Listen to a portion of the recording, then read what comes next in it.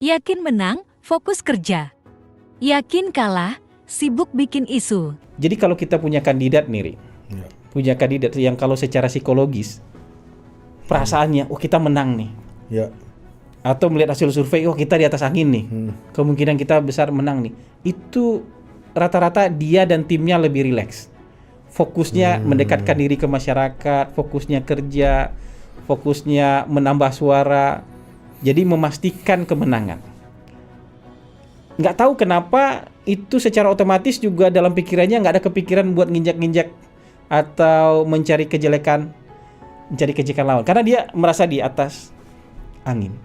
Tapi kalau orang yang secara psikologis ada di bawah, inferior nih, ini orang tinggi, jauh tinggi atas kita, mungkin lihat hasil survei, mungkin feeling, mungkin karena dia penantang, Intuisi. itu fokusnya nggak kerja, Ri.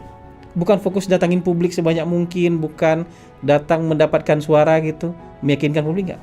Fokusnya itu menjelek-jelekan orang yang dianggap di atas dia. Orang yang dianggap akan jadi pemenang tuh fokusnya cari isu, bikin isu aja tiap hari. Diisukan inilah, diisukan itu, dengan harapan orang itu terdegradasi turun. Baik dengan melalui negatif campaign maupun melalui black campaign. Yang penting orang itu turun. Kalau calonnya cuma 2 ya pasti turunnya pindahnya ke kita dong. Ya. Tapi kalau calonnya ada 3 ya syukur-syukur ke kita. Tapi orang itu harus diturunkan dulu. Ya.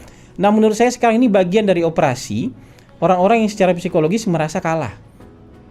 Karena mereka merasa kalah, jadi mereka produksi isu aja tiap hari. Mau isu itu benar atau salah itu urusan belakangan. Pokoknya lempar dulu isu demi mendegradasi orang. Walaupun saya nggak melihat apa ya hasilnya sampai hari ini, tapi ini mereka nggak punya jalan lain kayaknya. Nggak punya pilihan. Mau datang ke masyarakat ya mungkin gitu-gitu aja.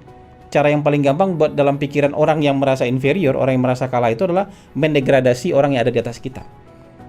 Orang yang dianggap menang, ini pasti udah ada konsensus aja nih di 3 ada kandidat yang dianggap menang secara perasaan ini nih. Dia nggak mau ngaku ke publik, tapi secara perasaan kan nggak bisa ditipu.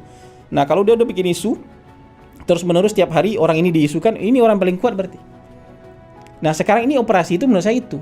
Mau melalui media sosial, mau melalui konten, mau melalui statement tim resmi, tim bayangan, tim tidak resmi, tim yang tidak diakui.